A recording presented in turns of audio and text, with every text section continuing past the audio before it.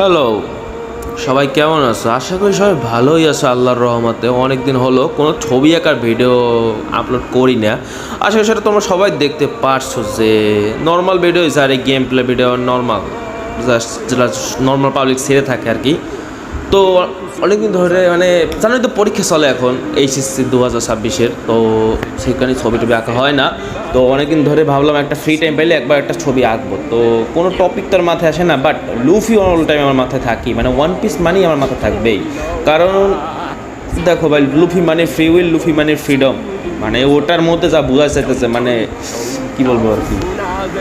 যেটাই হোক, কথা বাদ, সবাই ভিডিওটা এনজয় করো এবং সাপোর্ট করে যেও, বাস আর কিছু চাই না।